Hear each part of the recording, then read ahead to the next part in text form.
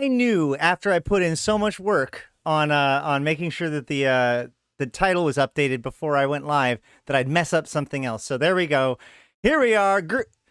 Greetings, fellow Empyreans. I am Ash Shrothi. It is the Friday show for the Eve Universe show.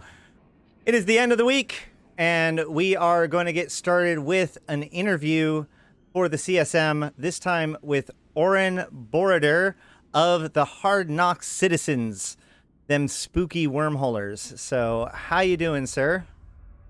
I'm doing very well, thank you.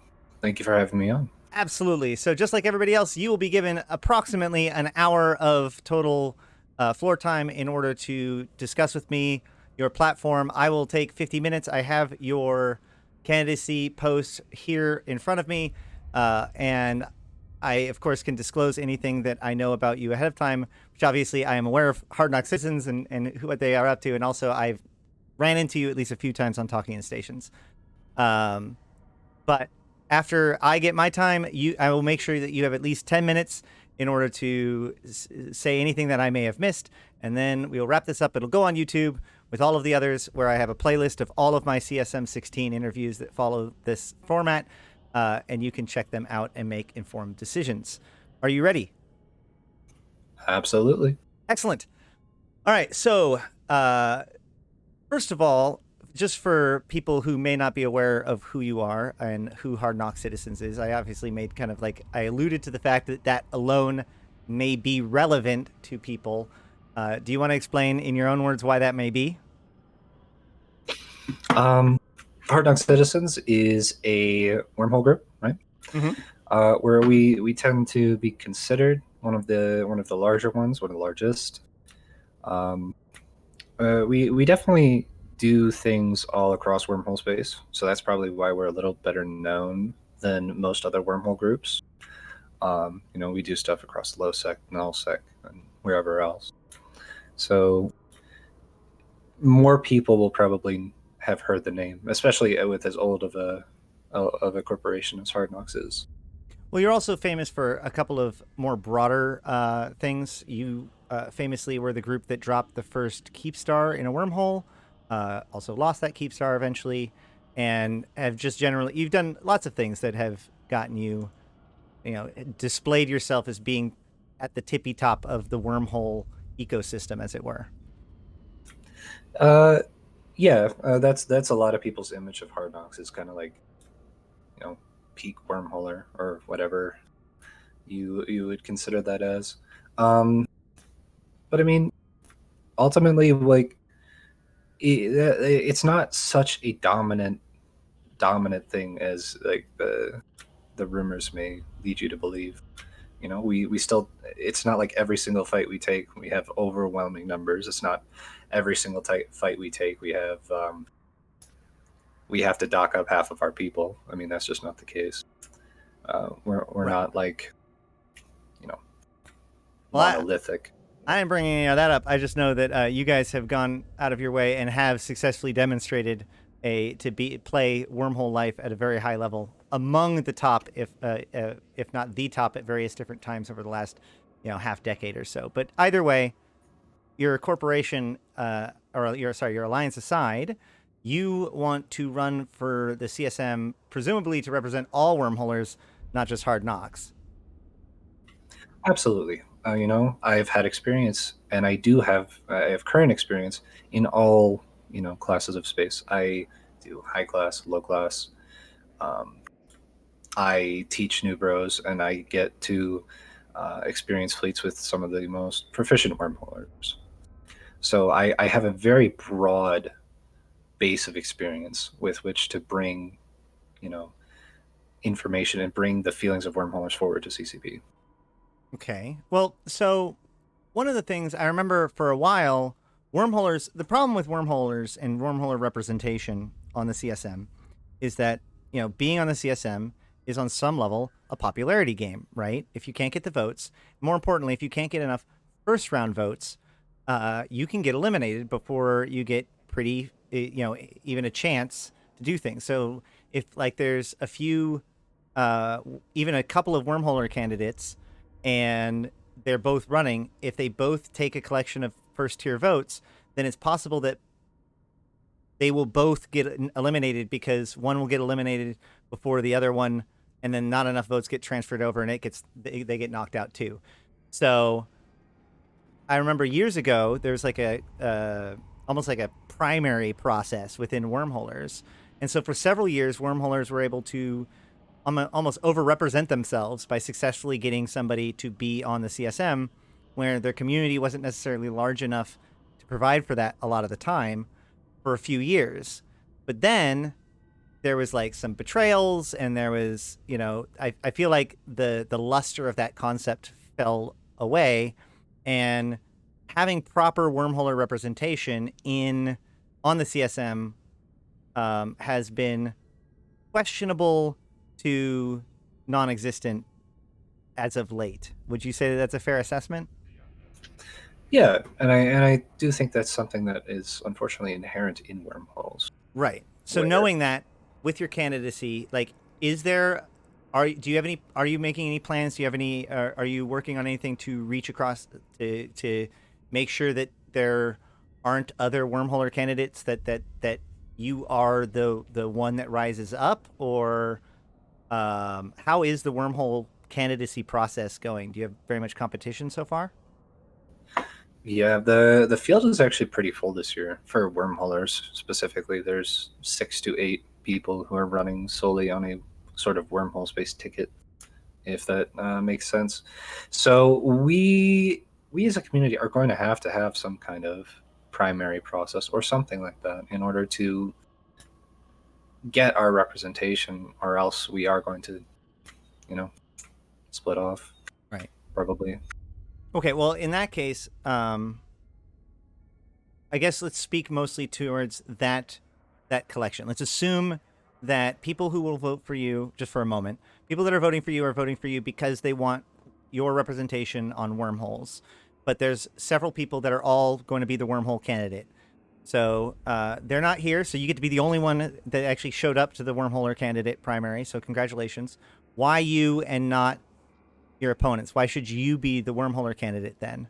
Why should they put you as number one and all of the rest of them as like the fail safes and twos and beyond? Right. Like I said earlier, I think I have the broad base of experience that not a lot of other people have. You know, my experience does extend beyond wormhole space. Like I said, Hard Knocks does do content in other sections of space. I have the high class experience. You know, Hard Knocks is a high class corp. I do high class PVE. I do high class industry. I do all of those things. But on the same vein, I also have, low class experience where, I've lived in a C4, I've lived in a C2, I've lived in all those places. So I can just as readily understand what they have to deal with as, just high class space, right? Because high class space is C5 and C6, and low class space is, C4 and below. So those things, they have sort of different interactions, or different cultures based on what you can do with the wormholes, right? Whether you can jump capitals through. And high class corps tend to be on the larger end, so you have more, upper medium size fights versus low class, where you have, lower medium to small gang fights. So I have that broad band of experience that I can bring to CCP, that I can bring to the CSM. And I think that's what makes me the best wormhole candidate. So you've experienced a lot of different areas of space, or areas of wormholes, but have you experienced very many different play styles within wormholes? Because people can use wormholes for various different reasons. Are you going to also represent the interests of like the care bearers that are interested in profiting off the wormholes but not really fighting? Or are you interested in advocating for wormholes being a PvP centric zone first and foremost? Right. And actually, that is one of the major things that I like to talk about is the PVE, right? Or in my opinion, in order to be the best, person to PvP, I also have to, PVE, right? I got to pay for it somehow. I got to pay for my ships. I got to pay for whatever else. When I'm not getting SRP for the Vargers I throw at everybody and their mother. So I have to necessarily also understand the PVE. I have to do the PVE. So I understand what makes that healthy, right? Where, for example, C4 space, it's just not worth running at the moment. There's no reason to run it over C3s or C5s. And I think that is questionable distribution of like reward, right? Or there's certain aspects of the site that just make it unrunnable, basically. So that could definitely use a rework. Looking at C5 sites, right now on the other end, those could probably use some rework to make it more risky to run, because right now you're seeing, massive waves of, Lashaks and Nesters that are just running with absolute impunity, producing more ISK, that where the only other place with producing more ISK than these fleets is Pakvin. And that just got, heavily nerf batted. And that's a very weird situation to try to calculate anyways, because that actually isn't all of Pakvin, because a lot of that payout is actually happening in HiSec too. So yeah, it's still, wormholes are very good for sure. Oh yeah, and I mean, And arguably Pakvin is a wormhole, so I guess there's that too. Yeah, I would consider that like NPC wormhole space. It's Super Thera, that's what I call it. There you go. Okay, so before I have more traditional questions for wormholers, but like this chain of conversation I find very interesting. But I do want to go back to your alliance, because obviously, again, very well known among wormholers, but also Evolution in the chat points out that they find you the most intelligent EVE player that they've ever come across, which is pretty awesome endorsement. But leads me to ask, what is your position within HK? Just out of curiosity. I'm an ops member, so what that means is I help plan fleets, I help run fleets, or ops in general. So if HK is going to go help defend an eviction like we just did, I was the FC for the drunken privateers eviction defense. I do whatever I can to organize operations. Yeah. And how big is HK now? Do you mean like raw numbers of people? Yeah, like how many like paid accounts are in HK? Paid accounts are in HK. That is a tough one. HK members tend to be really old, right, in EVE, so they'll end up with numerous accounts. Right. It's not required. The requirements to actually join HK are up on the HK forums. And right, but you end up with ISK and a lot of things to do and a lot of complicated behavior. So eventually, it's just like I might as well have 2 or 3 accounts running. I get it. Yeah, and that's kind of bog standard for average HK person, where they do tend to have numerous alts. That makes sense. I know I myself I'm a big multi-boxer. That's one thing I enjoy about EVE. That's kind of my play style. Oh, okay. So I have more accounts than I probably should. So you actually like multi-boxing playstyles. You would actually be supportive of making sure that multi-boxing playstyles like work in the bigger ecosystem. With heavy caveats. There's no way I would advocate for like input broadcasting or whatever. It would make my life. I'm sure it would make my life easier, but in no way. Like I think that's horribly unhealthy, because that just creates this massive, I don't know what you would call it, gradient of people that have that. If you have enough ISK, that you could just, I field 20 Lashaks, and there's nothing you can do as a player. So easier isn't better either. So yeah, for sure. Yeah, I mean, congratulations, you just made your own content boring. Woohoo! Yeah. So okay, all of that's okay. First of all, thank you for the raid. It kind of got distracting to me. Thank you, 3 foot, for that. To get back on it though, so you let's get more generic again. This is a question I like to ask. Wormhole space is what you kind of represent. So, what is, in your opinion, the purpose and value of wormhole space to EVE Online? Well, right now the wormhole space has almost been forced into the limelight, where a lot, in my opinion, we're going to have to see how this plays out, but in my opinion, a lot of the bottleneck for capital production going forward is going to come from wormhole space, not largely to do with the logistics of actually getting the gas. Like, you can huff gas just like you can in low sec, and low sec gas is also going to be required for capitals. But you have a lot of different things that are going to just make it a lot tougher. A lot of the gases in wormhole space that are going to have to be huffed for capitals have very, very low unit counts per site, right? So there's a website with all the different cloud distributions, but it can take anywhere from 6 to 8 sites of certain sites just for one type of gas. You know, I think I did the math at one point. It was like 30 to 35 hours of continuous huffing to build a capital for just wormhole space gas, not even including low sec gas, mining, whatever else, or PI.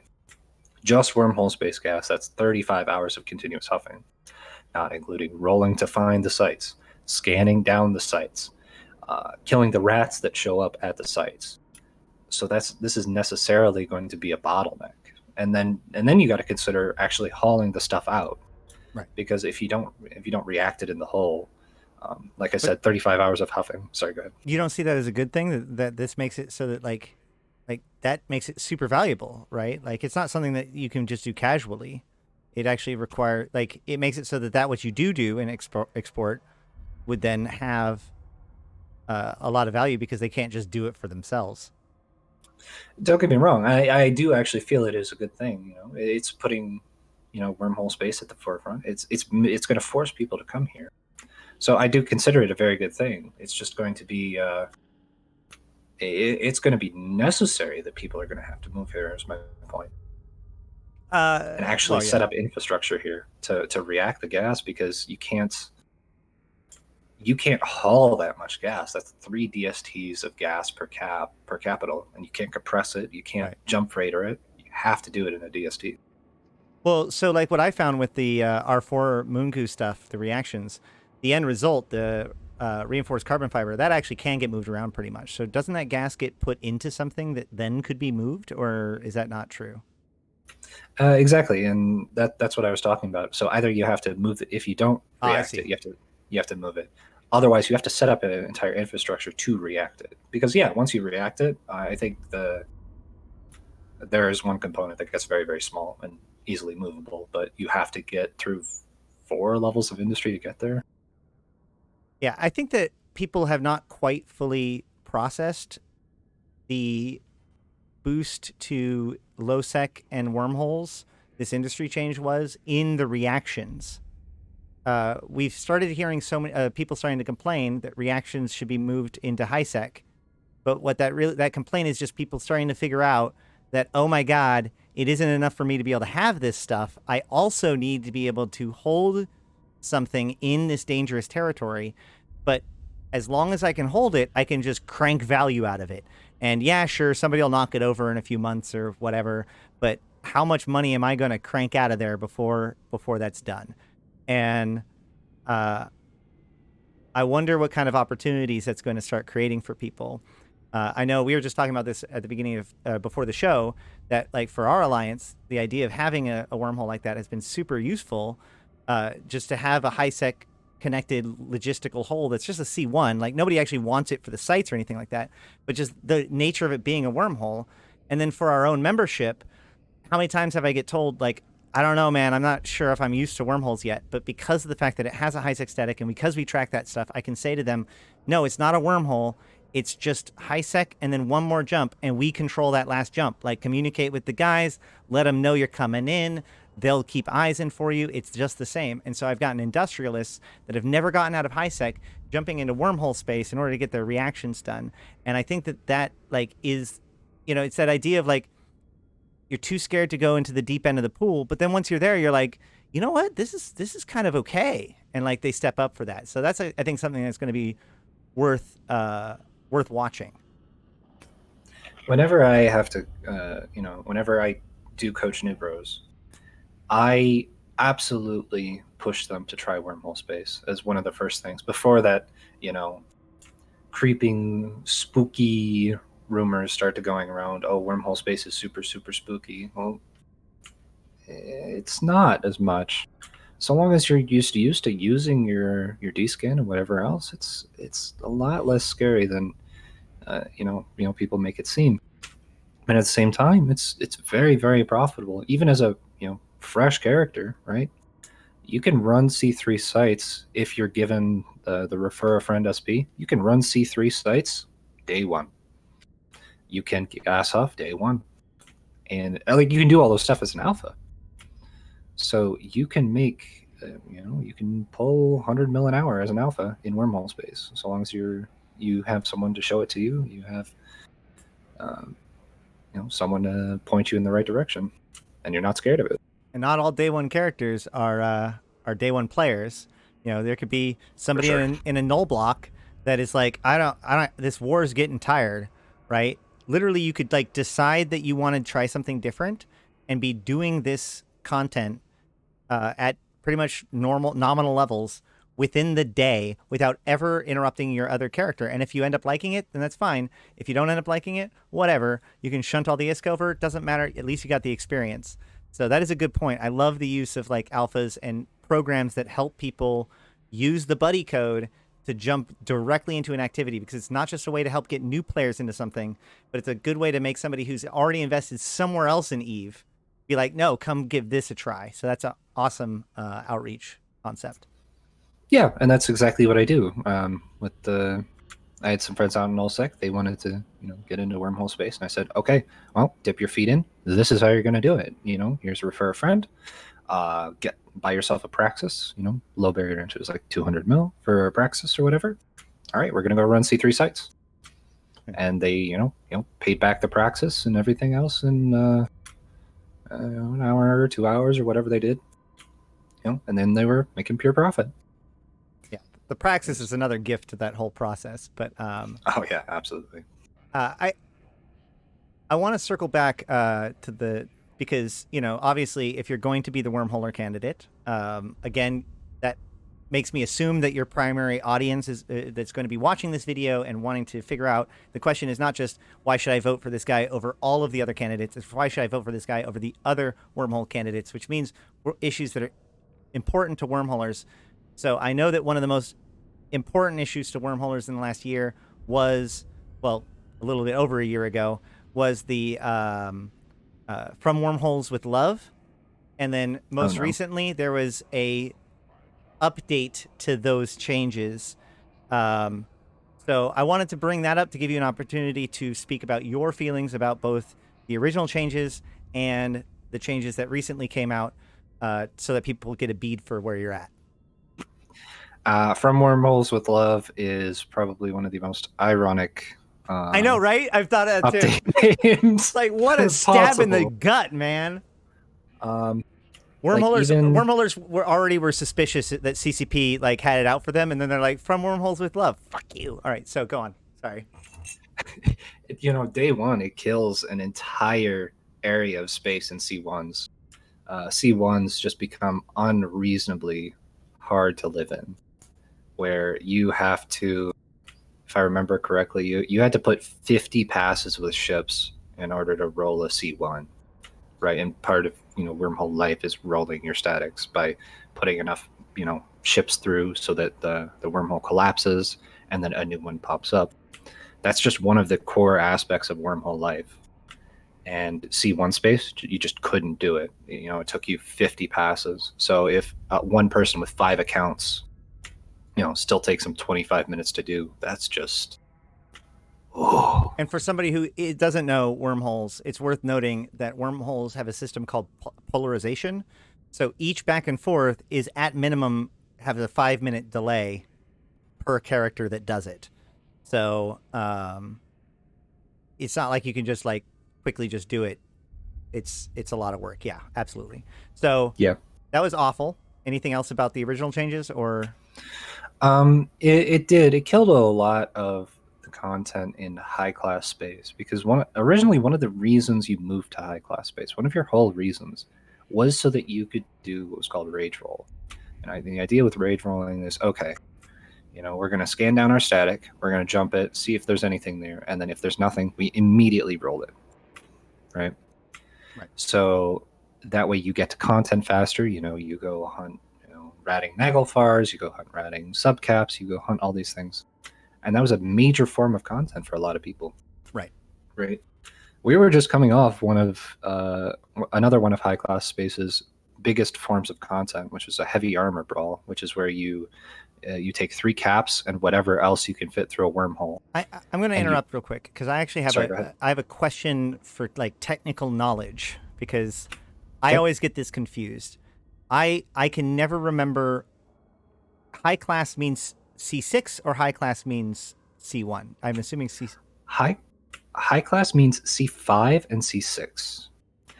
CCP considers C4 high class, but most wormholers will say high class space is anything you can jump a capital through the wormholes into. The deadly whatever. Yeah, deadly and dangerous. Got it. Okay, got it. So, okay, so you're talking about the tippy top of wormholes, not the entrance to wormholes.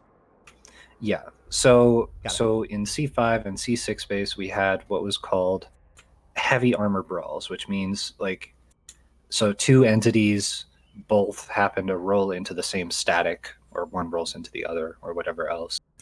And the 2 groups agree, okay, this shared static is going to be our battleground. Whatever you can fit through the wormhole is what you can bring into this hole, and that ended up being 3 capitals and a subcap support fleet. And these fights were among the most theory crafted, among the most sought after forms of content in wormhole space. It says something when everyone is looking forward to at least one of the sides necessarily feeding a 50 billion plus fleet. It was one of the best ways to get like a almost like a point based system into Eve proper without like having the AT, right? Because like Exactly. you only got so many big class ships. You only, if you brought in a carrier, then you couldn't bring in other things, or I mean, a fax, I guess now. You only got so many, so you had to have your big damage dealers, your support class, and of course, if your big stuff can't gets disrupted too easily, so you have to have your support wing in order to make it. So it really felt like it's the full, almost like a Warhammer 40K game or something like that, where Yeah. because there's a constrained amount that can be brought in, it gives a tactical feeling to that without feeling like it's just going to be, and now there's a blob, which is all too common in Eve. Everything about these fights were min-maxed to no end. Every person had their full pods, full ship, decked out. Everything about these fights was min-maxed to no end. So it was content that a lot of people looked forward to. And when Wormholes with Love came along, we were just coming off that getting cut, right? Because one of the core concepts of the fight was, okay, your only logi is this fax, or majority of your logi is this one fax, right? And if And people, this sorry, I also want to chime in and say, yep, go ahead. When this is done, obviously, if people want to get more information about kind of what this was like in that kind of heyday, I do recommend checking out Clarion Call 3. It shows a good idea of how complex and how intense this kind of thinking going. Obviously, it's not the same situation because they're not doing that jumping into the one thing, but it gives you an idea and the insight of how much work goes into these kinds of fights. Proceed. Yeah, so these fights were, min-max to no end. These were fights that people were really looking forward to, and so that content was cut. So a lot of people just faded away from the game because Hmm. that was their favorite form of content, and that was taken away. So then you then take away rage rolling, like I said. So you're chaining wormholes one after the other, and the whole reason for moving to high class space for a lot of people was that you could do that, because all it took to roll a hole before wormholes with love was just a single capital, Right. right? So capital in, capital out, rolled. Capital in, capital out, rolled. So you're hunting content, 2 minutes, 3 minutes in order to roll a hole. Wormholes with love comes along. Not only do you need the capital, now you need 2 battleships in order to roll the hole. And the battleships have to be Higgs rigged. So Right. the battleships are very, very slow. So this takes you from 2-minute rolls to 5 or 6 minute rolls. So suddenly you're taking 3 times as long to find any content that you would have otherwise. Right. And that kills another subset of wormholers that just kind of. So I think it's worth pointing out though that this particular change, the thing that you are saying was good and CCP killed, it is worth noting that this wasn't a mistake. CCP Hilmar specifically said that that idea, the concept of rage rolling, they didn't actually like it that much. Which that may be there may be good reason for that, but it may be that this is a good example of why you need good CSM candidates or representatives on there to be able to show people, especially wormholers, because CCP is like historically, like honestly, there is no design space for wormholes. CCP has no idea what to do with wormholes, and I don't mean that in like an insultive way. I mean that because when they penned out wormholes, they never actually expected people to live in it, and so ever since then, since people have started living in wormhole space, CCP has just merely tried to understand what it's all about. And it is also like Hilmar has moved into a wormhole for a period of time, so they're not completely ignorant of it. But the point is that they know that wormhole life is unlike anything else. And they know how much of an absence of information they are, but getting that information is, of course, really hard. So you see things like the Higgs change that needed to get revert, or like they had to put out the extra thing.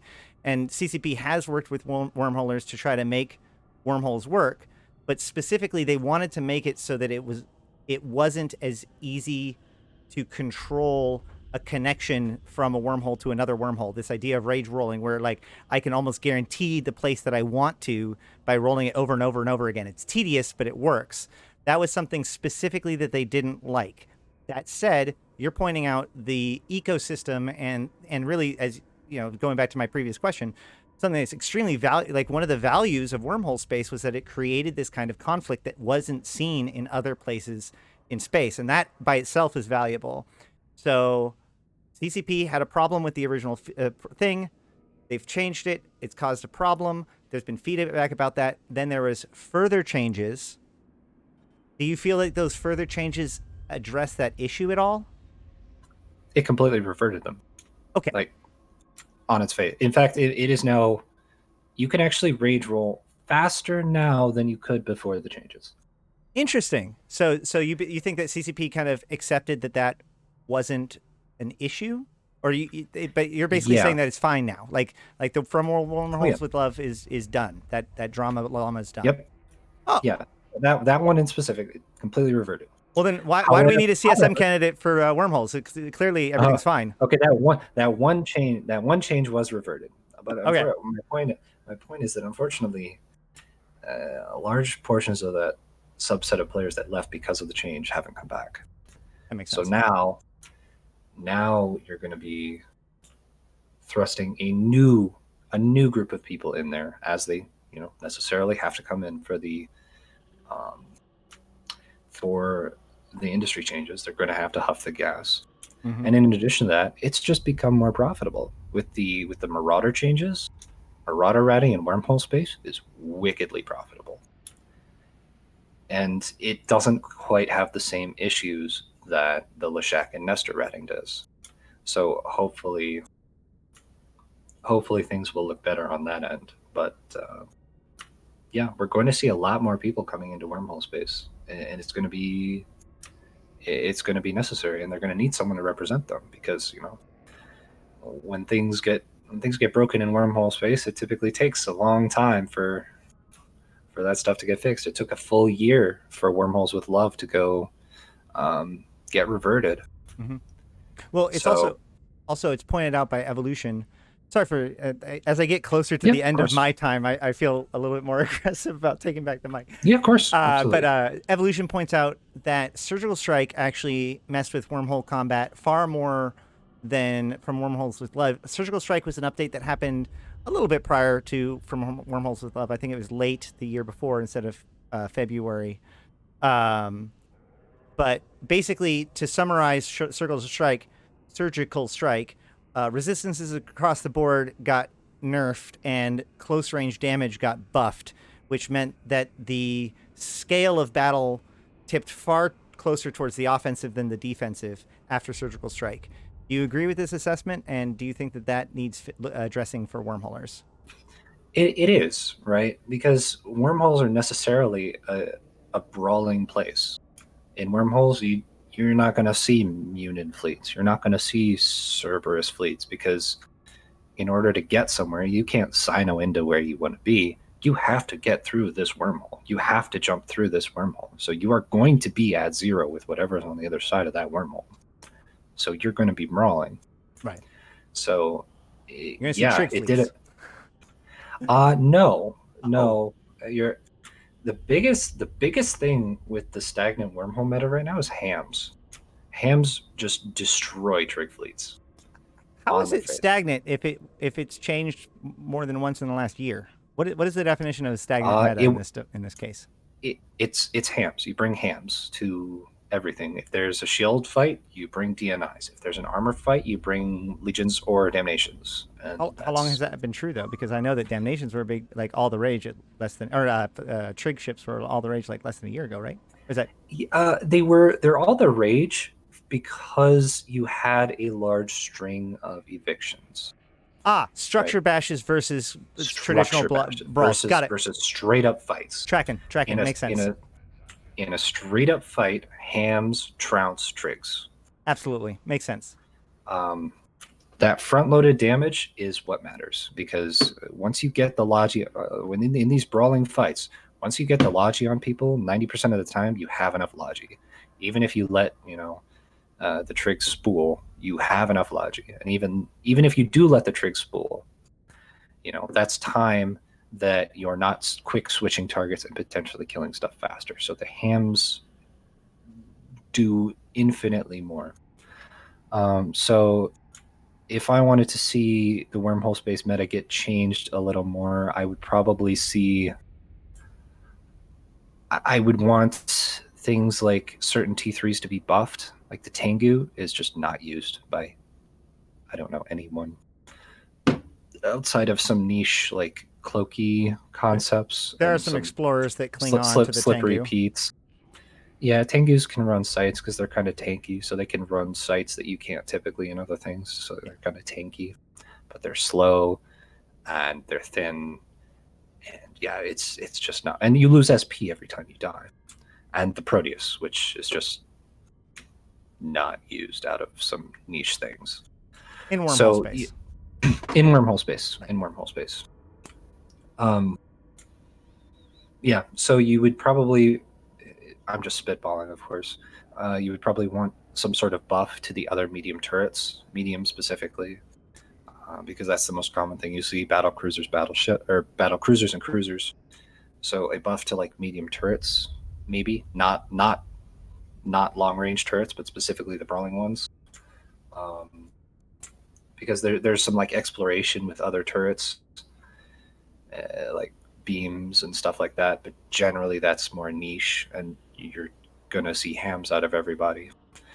Um, Whether that's the Nighthawk and DNIs or that's your Legion Damnation fleets, it's just hams all day long. So something to make more diversity in what you're seeing in the brawling meta would Mhm. definitely be good. Sorry, for those of you watching and are watching like the YouTube or whatever, uh, I was chuckling not because I didn't agree with Orin or anything like that. Cuddly Jeeps asked, "What does he think about Punishers, or are they one of the best?" Cuddly Jeeps is a big fan of Punishers. Uh, not the top of the meta though, is it? I'm sorry, Punishers? Yeah, I don't think so. No, no, no. Although that being said, Confessors in Wolf Riots are super cool. Last I checked. Yep. Oh yeah, definitely. Beam festers in Wolf Rides do insane amounts of damage, So and the only sorry, go before ahead. before I hand it over to you, because I'm getting to the 50 minutes, I'm going to ask kind of my more selfish question, which is that one of the original values of Wormhole Space was to be the big puzzle box of the lore, that every single site has all kinds of things and names and doodads and pop-ups that show up if you hit certain conditions, and there's mysteries there, and it has, there was attempts to unravel them back in like 2010, but I don't feel like we have remained in attentiveness to that in the modern era, and taken what we've learned since like Caroline Starr and all that stuff, and see if it helps us understand anything from Wormhole Space. And I also feel like the people who live in Wormhole Space, they spend so much time in Wormhole Space, and yet they aren't really aware of like even what is happening within that region or that area, and what it represents for the overall game. And the reason why I bring this up right now is because now that we're heading into the Foundations update, and CCP has very clearly demonstrated in the last couple of weeks or months that the lore is going to matter more and more. The story is going to matter more and more. And if the Triglavians have taken Poshvin, Wormhole Space is next. That's where the drifters come from. It's where, the Poshvin already has new drifters. So there's all of this clamor for things to happen, and you are living where that is going, where that might take place. I know that some wormholers got upset when, even when trigs connect to Wormhole Space, and therefore there's trigs running around, wormholers don't even want that to happen. They don't accept the idea that the universe is a thing that they are interacting with. How do you feel about that? And how would you help CCP navigate that if they do have a desire to, bring wormholes back into relevancy by adding new content into Wormhole Space as in regards to the lore, even if it's not the best thing for the people who are trying to farm it, for example? See, if I remember correctly, the biggest complaint that the wormholes had about that was that you were having people drag the trigs to structures, and the trigs were just like insta bashing structures. I think that was the bigger complaint from the wormholers. That was my complaint, because Yeah. there was just some broken mechanics. Yeah, and I remember talking about that to some people, and I was like, I really would like it if like the corp standings with the trig, you could fix that, and therefore they would not attack you when they go into there. That'd be kind of cool. But there were some people that just didn't like the fact that they were disrupting it at all. But my point was more the symptom, right? Like if CCP did something like the drifter attacks, like they did in Nullsec into Wormhole Space, if suddenly Wormhole Space started doing things because the drifters are asserting their dominance, the sleepers begin to actually waken or whatever it is, right? Like, would the wormhole community, how would you react to that as a member of the CSM? I mean, just on a personal note, I would actually have to go and talk with the majority of people. I would personally like that. I would like to see. I like story elements, right? So I'd like to see something new like that. I think that would be cool. As far as the gross feelings of wormholers on the whole, I don't know. I would actually have to go talk to them about it. Yeah. Because Sorry, I wasn't asking you to like guess how wormholers feel. I was actually mostly asking for your opinion, since you're the one that would be reacting to it. But that is my 50 minutes, so you've got 10 minutes, by the way. Okay. All right. Open ended.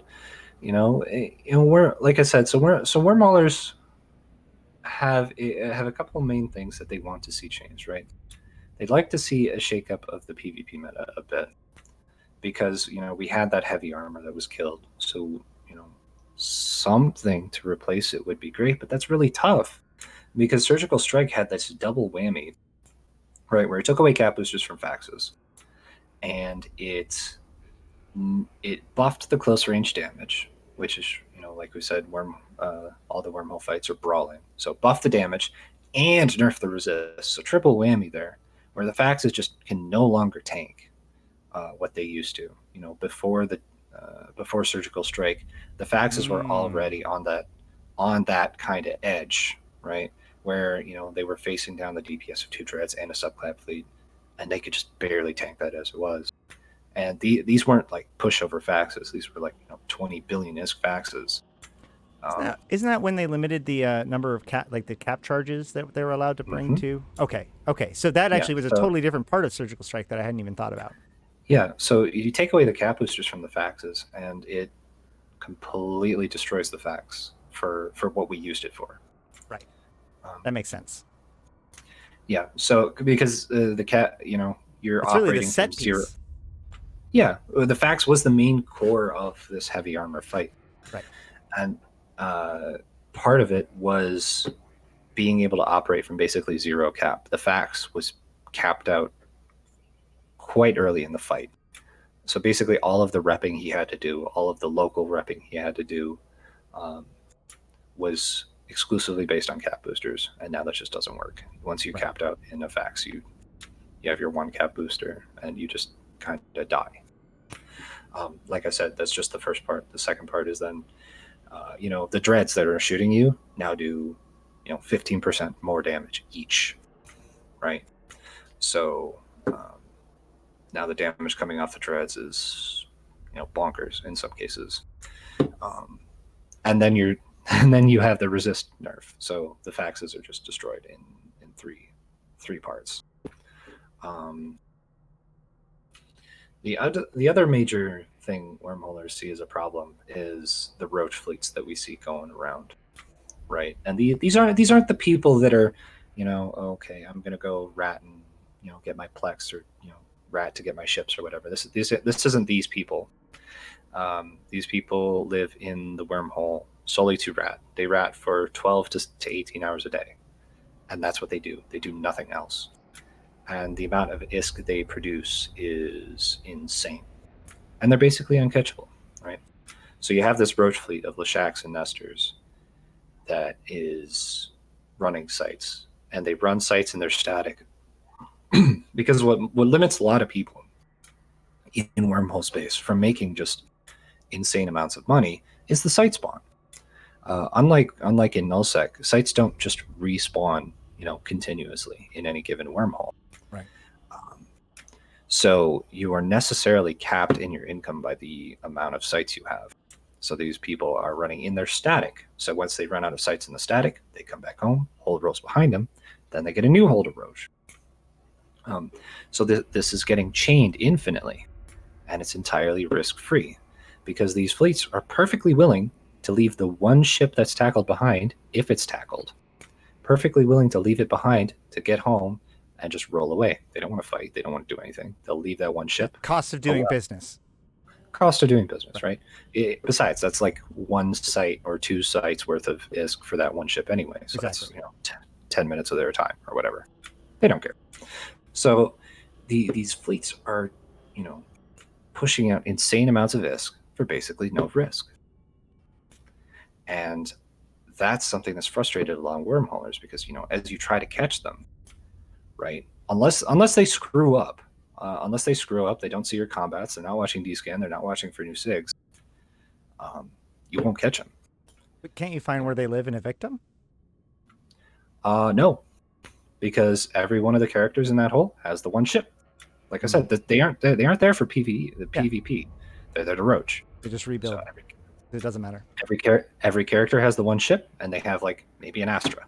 Okay, they dock up in the Astra, and if you blow up the Astra, okay, they'll wait till you leave, put down another Astra, and keep going. Cost of doing business. So, cost of doing business. Yeah.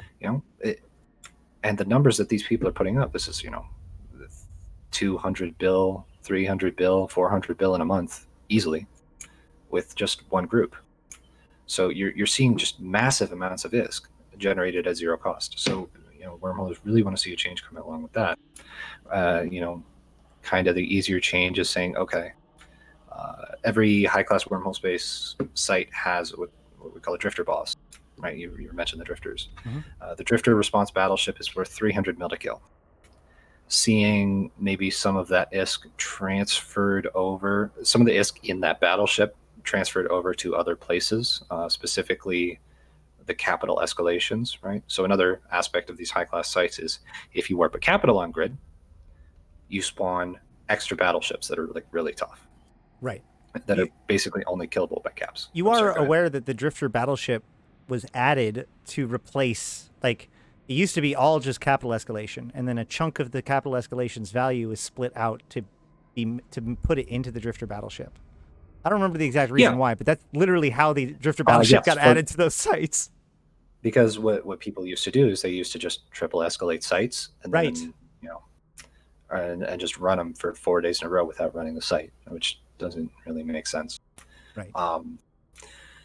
So that's the reason it was originally moved over to the drifter. But now that you have a ship in the Lashak that can really, really, really effectively kill that drifter boss, it might need to be looked at again because, like I said, it's these roach fleets that are really outputting the majority of the ISK coming from wormhole space. It's not the capital ratting.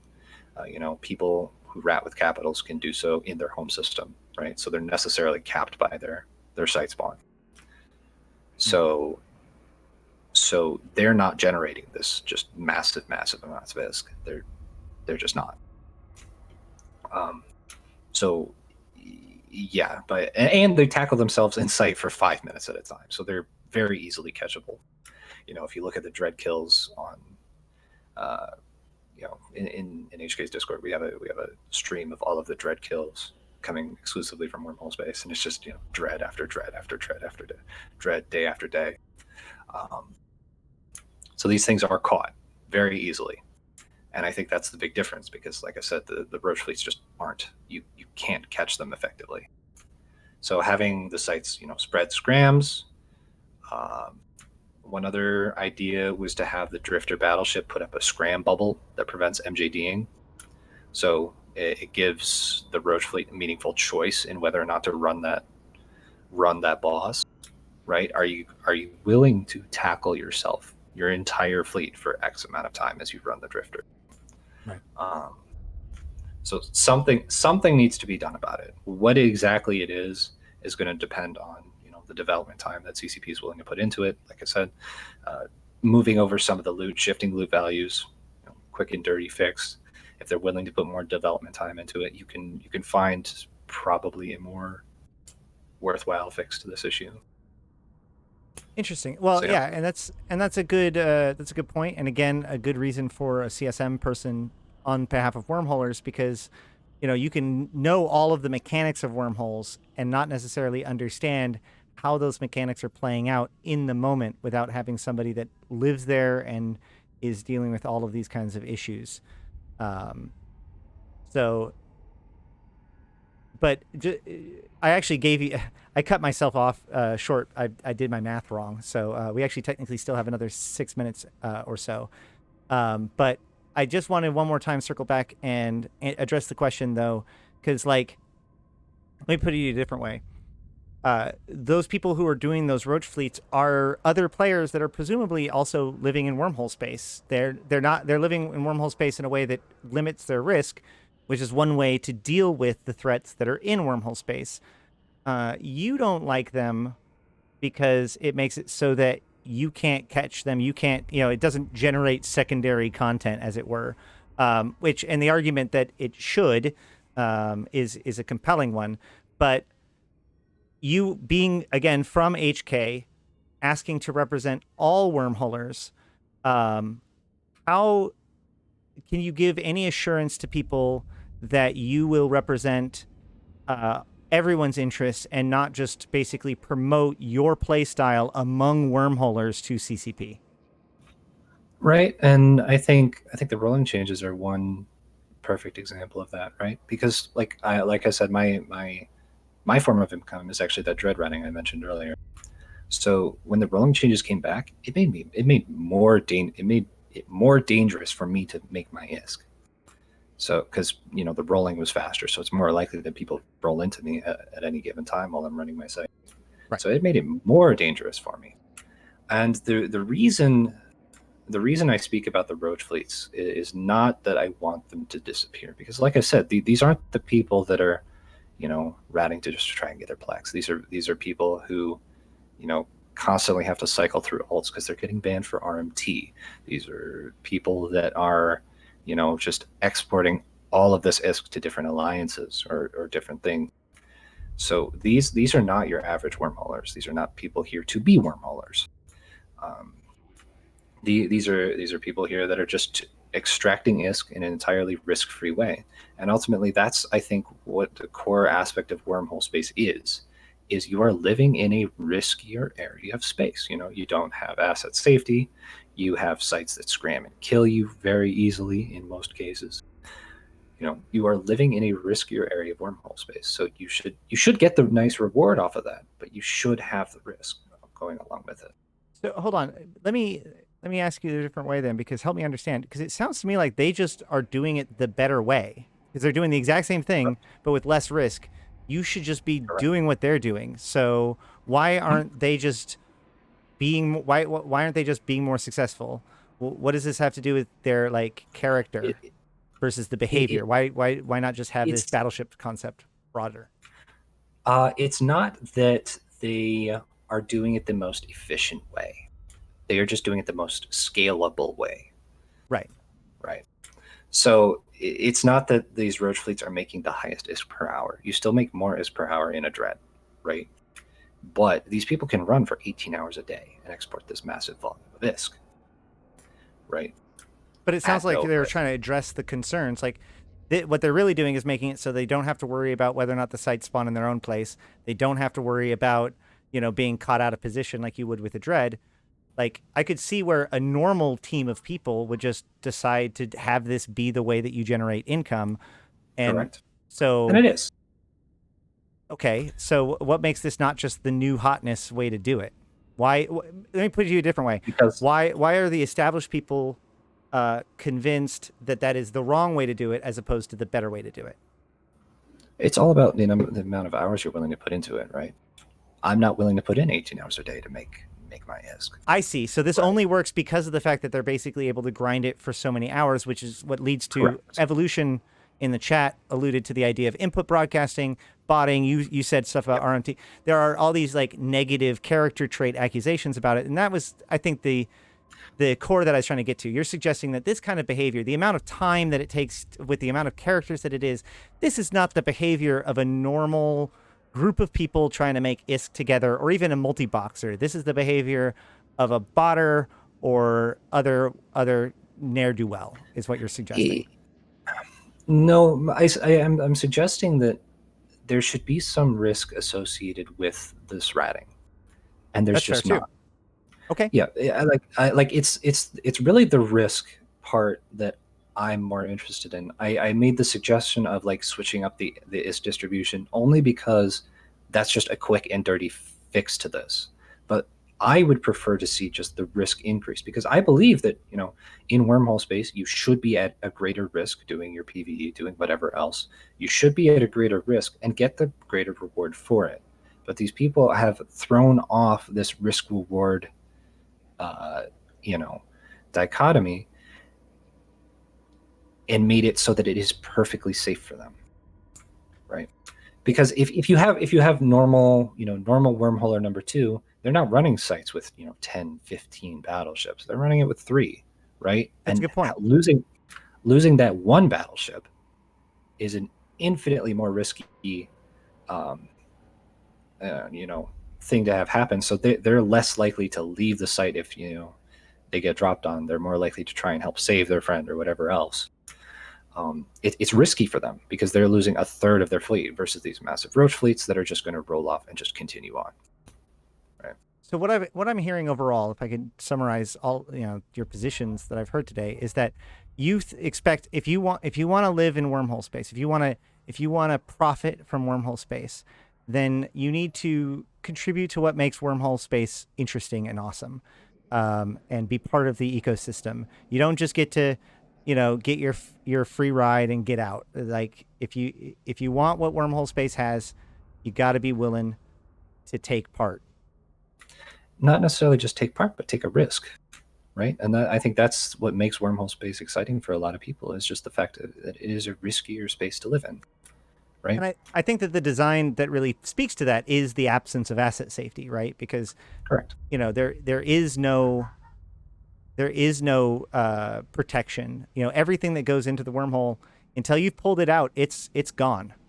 So there's I I've been told so many stories of the guy who had a wormhole with a pos tower, before structure, or even with a structure, and just accidentally rolled himself out, and he didn't have a scout in, and it was just like, well, that wormhole was fun. Like wormhole is it is the height of ephemeral, and so yeah, I do believe that risk is an integral nature to that. So just going to hand it back over to you one more time for just to give any last second pitches, and then we'll wrap things up.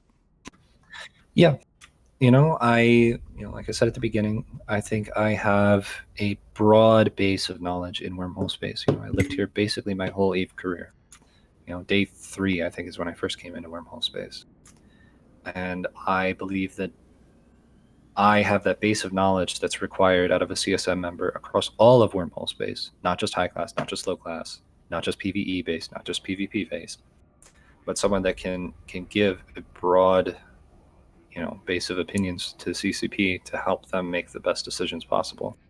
I want to see wormhole space as healthy as possible for every single person that lives there.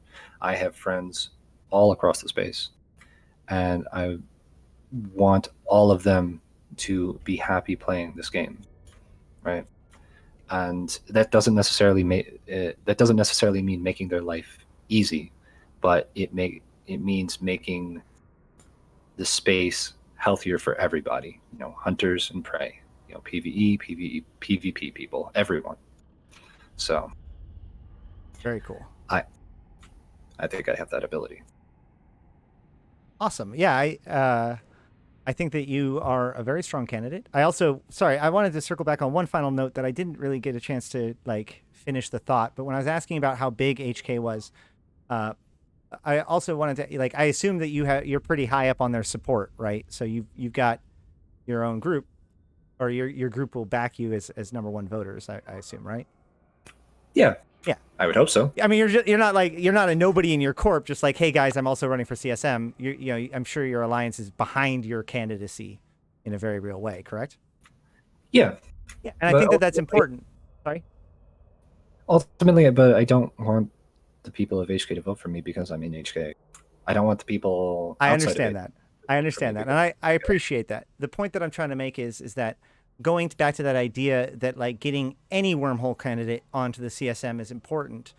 The fact that Orin has at least that core backing of a bigger group, it may not be a null block, but that's something. So especially if you're not an HK, and yet you have heard this, and you think that Orin is the correct person to represent wormholes, then it's important to not just put him on your ballot, but very high on your ballot. So that way, that combines with with his own group that supports him, and you actually have the best chance to have good representation that you believe in on the CSM. That was the point I wanted to make. So thank you for that. Yeah, for sure. And I appreciate everything you've said. You've been great. But yeah, I think with the backing of HK and HK's friends, I do believe that I do have a chance. I have friends all across space, not just wormhole space. So hopefully I've made enough friends and enough places to be able to push me over that edge. Awesome. I look forward to watching the rest of your candidacy and wish you the best of luck. And no defecting to Goon Swarm 2 days after getting elected or something. All right. All right. Thanks. All right. Thank you.